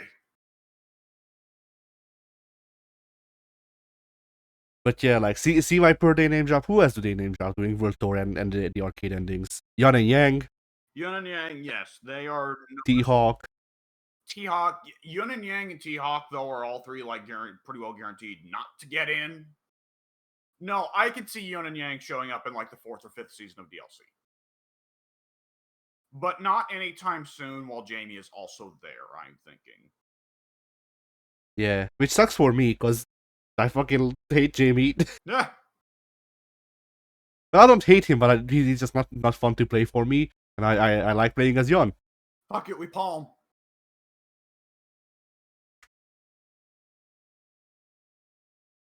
By the way, I played a little bit of Jamie yesterday on recording, and at the very least, at the iron level, which is what it put me at for Jamie, Jamie's kind of gross. Oh, Jamie is kind of gross everywhere. I've been going through getting everyone ranked. I only have like 2 characters on ranked. I got Jamie to gold somehow. Well, Jamie's the only character I've noticed. Oh, once I get this guy past tier 1, like this is one of the few characters I can do Oki with.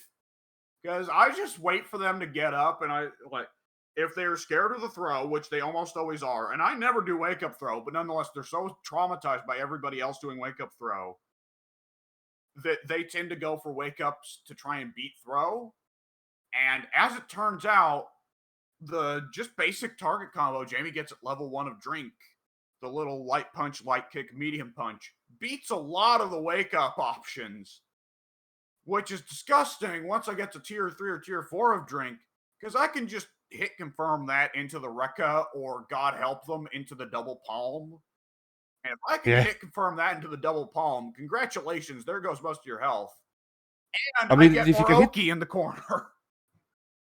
I mean, if you confirm it into the palm, I believe Jamie can then combo it off of it into other shit. Like I think you can combo the palm into the Rekka.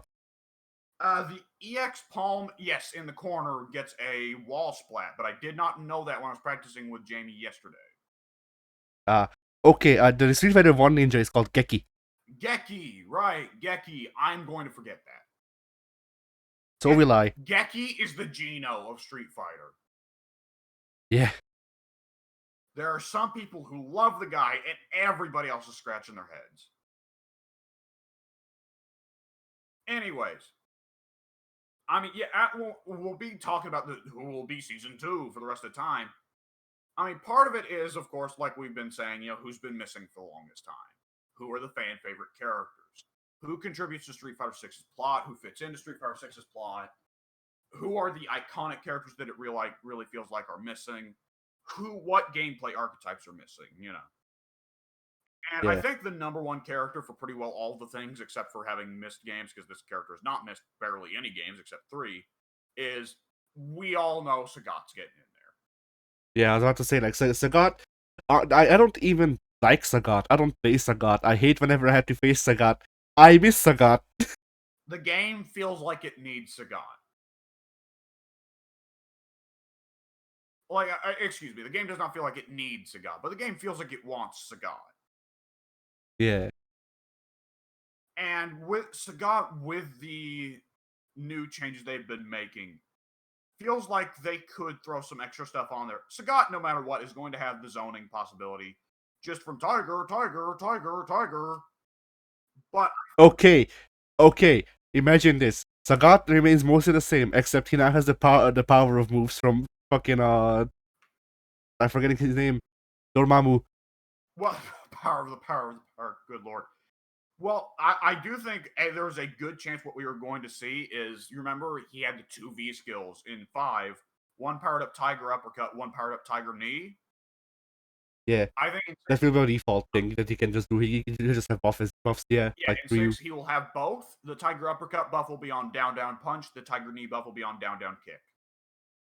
Yeah. And that will be there for the Sagats that want to be more in your face and pressure based. And that will make your Tiger Uppercut and Tiger Knee will beat Drive Impact because they'll hit like 8 million times. Yeah. And he will probably also get the thing, correct me if I'm wrong, did he not have a thing in 5 where he could charge Tiger Knee and get stronger Tiger Knees if he charged them? I don't believe so. He had something like that, but I don't remember what it was. He could charge Heavy Kick, couldn't he? That may have been it, yeah. And it made Heavy Kick like Omega plus on block. Something like that. So I would expect Sagat will always have the zoning possibilities of he's got the Tiger shit. The Tiger shits, there you go. High Tiger shit and low Tiger shit. But he's also, I expect they're going to try and make him also something of a offensive pressure beast. So that he is not necessarily like, so we don't get to the Street Fighter 2 old Sagat or Street Fighter 4 vanilla Sagat bullshit of like, fuck you, go sit in the corner until I chip you to death with Tiger Shot, right? Yeah. Though, let's see. Oh my god, can you imagine the modern Sagats? No, I don't want to. You can't force me to. Because how many modern Guiles have you played against? Only one he didn't know how to play Guile somehow. Okay, I have played against a modern Guile who knew how to Guile. Oh, you don't need to tell me. I played against a modern Ryu. Like, okay. And I got me, and I felt the Guile in my veins. Oh, modern Ryu still ain't got shit on modern Guile. Cause my god, like, I mean, modern Guile can be hypothetically terrifying just because, like, imagine a rushdown Guile that has access to flash kick with no charge, right? Yeah. Where it's like, fuck you, don't press any buttons. If you press anything, I'll flash kick you. But the Guile I ran into had just the perfect sense for boom, boom, Sonic, Sonic, Blade, Sonic, Sonic, Blade, Blade, Sonic. And I just could not move. I'd make a little bit of progress and he'd throw me or flash kick. And I got one round because I was playing Jamie and I was able to get enough drinks in where I could get breaking. And thank God that breaking is projectile invincible. But still, you gotta be careful that you do it as soon as he goes for Sonic Boom and not a second late, because he can recover fast enough to flash kick you out of breaking. And like, oh my god, Sonic Blade on Guile is now like, oh, I don't get to throw Fireball at him. I don't get to poke him. I just need to wait for Sonic Blade to go away or hope I can jump in at the right angle where my feet don't touch the Sonic Blade. Yeah. Good. I wish, like, I know that Gal doesn't need more tools. I kind of still wish that Air Sonic was still in 6 because I miss Air Sonic. Yeah, because it's the thing of like you want to take Guile and make him not Guile. But yeah, I want to take Guile and make him King of One. I need my what you call it, my dive kick angle attack. Yeah.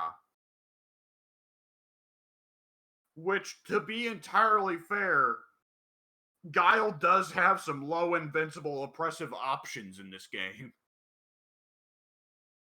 Yeah. Guile's normals have always been one of his strongest parts and one of his most underappreciated parts. But holy shit, Guile's normals in 6. Gonna take the opponent to Aja Kong City. Yeah. Oh, good God.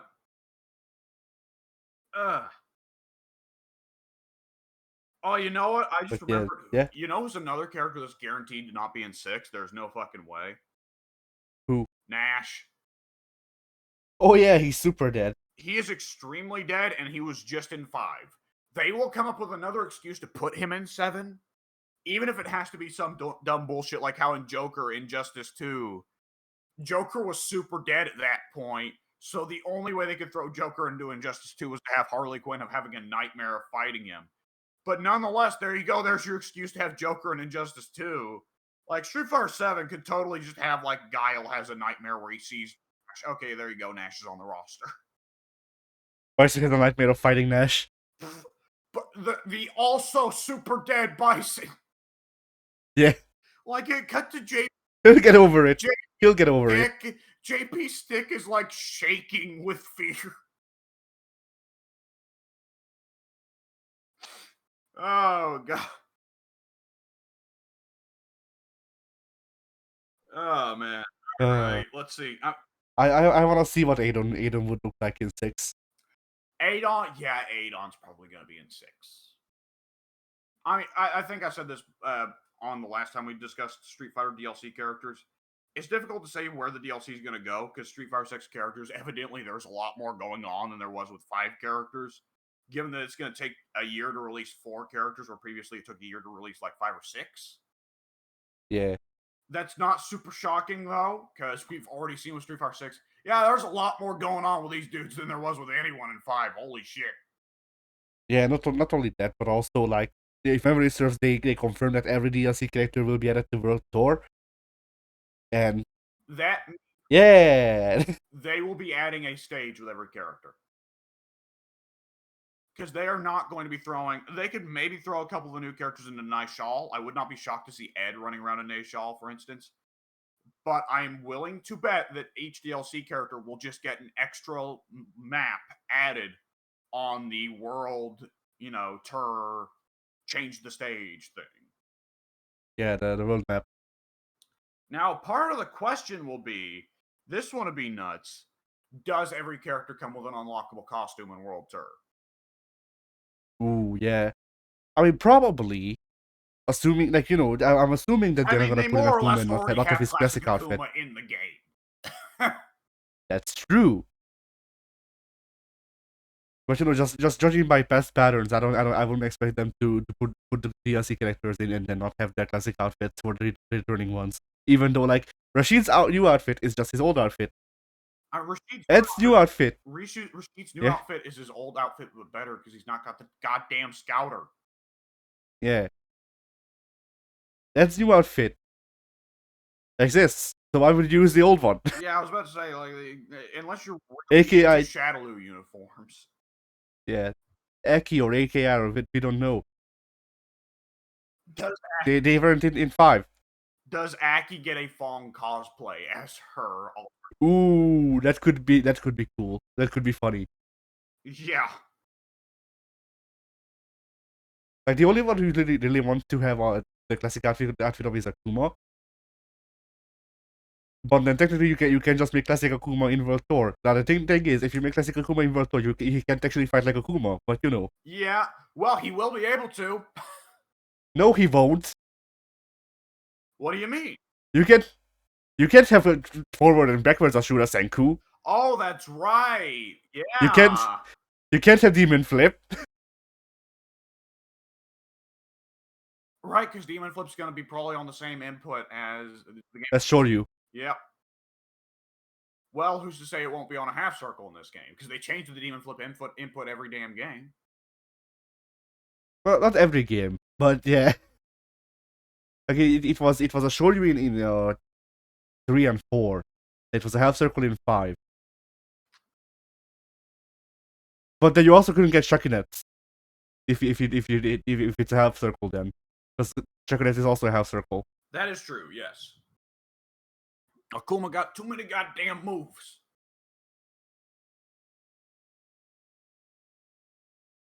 And like you could get Zanku Hadokens, but you still can do air shoryu or air Tatsumakis then. Yeah. Well, no, Air Tatsu is backwards Hado, isn't it? Zanku Hadoken forwards Hado? It is, but it doesn't care. If there's a Hadoken input, you cannot use the same one. I do not believe that is the case. I don't think so either, but yeah. I want to say yeah, that is definitely not the case, because I definitely had Kimberly Sprint and E Honda 100 Hand Slap on my avatar at the same time. Alright then. Like, what else would he have that conflicts? I think that's it, but still. Yeah. I think we brought it up before. But like Akuma is of course a big question of like what the hell's he gonna look like in 6? Because how do they give the character who's already supposed to be the most nuts character in every game? How do they make him more nuts in the game that's supposed to be the most nuts? Yeah. But like Ed, Rashid, and Fong, we've only ever seen in 5, which was built to have characters that were more limited. So what are they gonna do with any of those guys? Ed especially. Because Ed was really just a boring Shoto with simplified inputs. Yeah. Ed was playing on modern inputs. Yeah. Which, I mean, yeah, that's another thing. What the fuck is Ed on modern supposed to look like? Or rather, are they just going to go backwards and give Ed real inputs on classic now? I mean, I hope that that's what they do, because that would mean that I can actually get to play Ed. Yeah. But yeah, like, I'm not sure what they could do with him. Like, he'll probably get the Scorpion Spear that he used to have in his V trigger. Oh, you're right. His old V skill is probably now going to be something he just gets. What was V skill number 2? It's the one that I use. It had, I think it gave him an invincible launcher. Right, yeah. And we know that he's definitely going to get both V triggers as supers. Yeah. He is definitely going to get Super Grabber, and he is definitely going to get the absurd big fireball that it moves at the speed of molasses, but who fucking cares? And I can tell you which super I'm going to be using more often as Ed, because that fireball was hilarious every goddamn time. If they keep down that route, Ed could be an entertaining fucking character. Who? Yeah. Here you go, world of the slowest fireballs. Okay, one thing that I can see them doing for Ed: disconnect his dive kick from his Shoryu, so you don't have to Shoryu into dive kick anymore. Oh yeah, maybe. Or dive punch, I guess. Yeah. Rashid, what did Rashid even have? He had a criminal upper, and he had dive kick. That's all I know. He had the fireball that was a tornado he shot upwards. Yeah, that's the criminal upper, yeah. And he had, well, no, when I think criminal upper, I think of like the full. Oh, I'm thinking of like, I think of like the actual tornado that takes up a chunk of the screen. Yeah. Yeah, I'm thinking like, when it's a tornado, it he is definitely getting that as a super in this game. That is his level 2. I'm calling it now. Probably. But yeah, like I just figured when it's a tornado, when it takes up a chunk of the screen. Yeah, no. Close enough. Because, like, you know, when I think of criminal upper, I think of tornado area denial, more or less. I gotta mention again, it just because like this is what we've seen of six so far. It's going to be wild if we see Cody, and hopefully we do, because Cody is so fucking cool. At least in five. Oh no, he's There, but like you know that Cody in six will get both versions of Criminal Upper, because that's just how Street Fighter Six yeah, rolls. yeah. I have seen someone with the title of avid Cody player. I'm not sure how they got it, but I did see them. That's a good question. Can you pull that open for any character? Dude, I don't think so, because the title's same preset. It had a picture of Cody, and it said avid Cody player. huh. Wait, didn't you name our group Waiting for Eagle? No, I named myself Oh, okay, Van right. Eagle.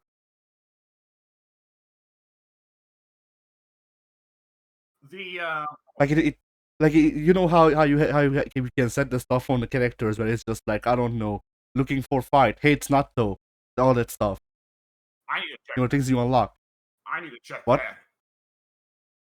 Like, yeah, among those, like that guy's thing, that thing said avid Cody player, and it was a picture of Cody. Okay, we need. I at least need to check if it has every Street Fighter player, every Street Fighter character. Can I set myself as avid Joe player?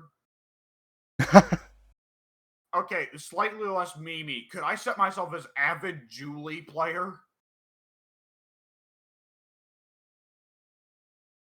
Nonetheless, yeah, like I'm gonna set myself as avid I'm forgetting his name, Garuda player. yeah. Now I'm thinking now on like what Rashid and Ed and Akuma could get. But like I despised Fong, so I don't know what the hell he could even do. So you would probably have a I better estimation of what a Street Fighter Six Fong would look like. Well, Fong was mostly about zoning, as you're aware. Fong Fong had pressure. Fong had good pressure, but Fong wasn't about pressure. Fong was about zoning. He had the fireballs that he could throw up, like that worked like Johnny's coins. He had a charged forward move where he poisoned you when he launched forward, and then that's pretty much all of his specials. Honestly, he had a puff of smoke that he could put down on the ground to poison you with, but that was pretty much just set play. Yeah. Now, I think he had a state where his punches poisoned you as well. I think that will be one of his supers. Yeah. Well, yeah, that's probably level two. Because level two is where the buff level two seems to be where the buff and utility supers go. Have you noticed that? Yeah, Level one is the shit I'm fucked reversal super or the anti-air super slot. Level two is utility and buff supers. Level three is cinematic supers. yeah. I mean, if they keep the same supers or some of the same supers that Fong had, then the Aki's level one will be being a bird. That's what I was about to ask. Because Aki does not look like the Japes goofball that Fong was. So is she going to keep Fong's stupid flying like a bird move? Probably not, but I want her to. Is she going to keep Fong's weird shit of melting people down and then eating them? Probably not. That was the fucking weirdest part of that Street Fighter 5 story.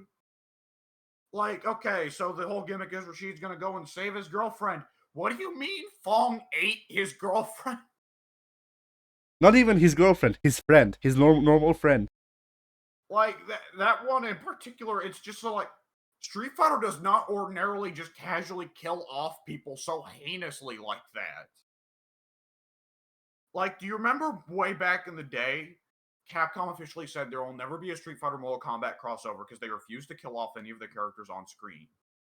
And it's like hard Yeah, cut to Street Fighter 5 Fong murdering that woman and eating her. Hard that woman was never on screen. hard cut to Street Fighter 6 Bosh. Like, Yeah, Bosh. like I don't think anyone's super worried about being spoiled on Street Fighter 6 story. But like Street Fighter 6, shout out to the World Tour story, which is 99% of the time Naruto, right? Of like, I gotta go save my douchebag friend. He sucks and he's terrible. I gotta go save him. I like him for no reason. And then Yeah, the ending abruptly just goes for it super hard.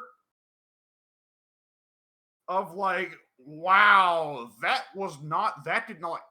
Okay, 99% of Street Fighter 6 World Tour story mode is Naruto, and then the ending is like some shit out of Game of Thrones of just a swift punch to the fucking balls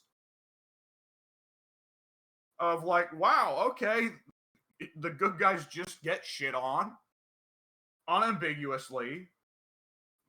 Bosch died for nothing.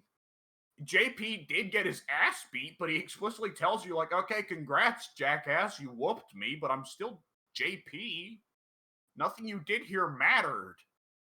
Bosch died for nothing. And then you go and talk to Bosch's little sister, and she's like, no, he's fine, though. He's still cool. He'll be back. And it's just like, fuck.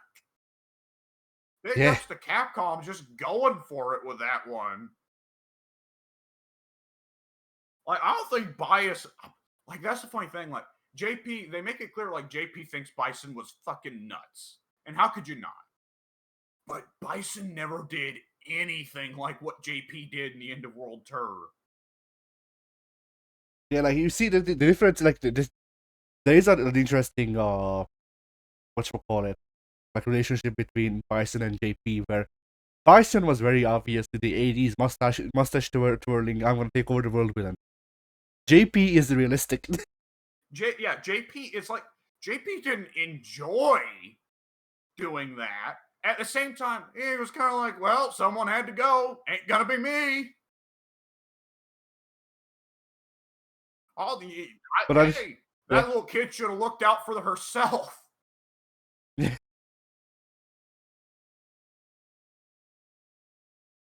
According to Capcom, the only way they could have made JP a more realistic villain is if instead of psycho power, he just used capitalism. He just money comes out of the staff. Yeah. I was about to say his level 3 super is a hostile takeover. Oh no, wait, he actually did that to Ken. Yeah. Did you know that JP was actually modeled off of Vince McMahon? When he wins and he starts doing the step over you routine, it starts playing no chance. That's what you got. Yeah. Can't stop a machine too strong.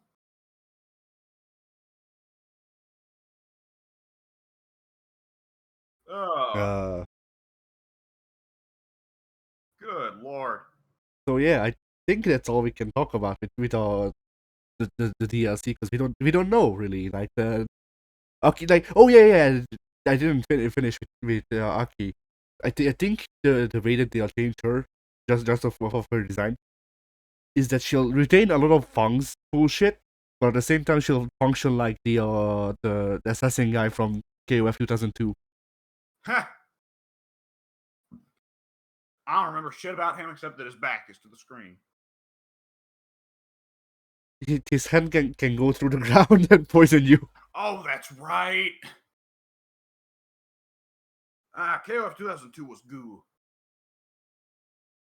One of us needs to sit down on Fightcade and figure out if there is a version of Unlimited Match or something equivalent on Fightcade to play with Pink. And as far as I'm aware. Yeah, that would make sense. Ultimate Match and Unlimited Match both came out in the last 10 years, didn't they? Yeah. Which Ultimate Match also is the one that added the boss team, wasn't it? I think so. Shit.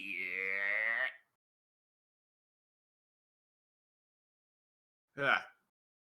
Anyways, yeah, I'm good to go ahead and wrap things on my end. I am being requested to go interrogate someone. All right, you'll go and speak with Ono. Yeah, I need to interrogate Ono as to where the package in our mail went. Ah. Well, yeah. That motherfucker, He's replacing the mail with Blanca Chandals. See, if it was a little Blanca Chandal, I almost wouldn't mind. I'd just pay for whatever package it got replaced with. We'd order it again. But no, he's just going to replace it with nothing, because as it turns out, he's now poor and stealing our mail. He needs to pay for more Blanca Chandals somehow without Capcom's paychecks behind him. Yeah. All right, I guess fighting games were then.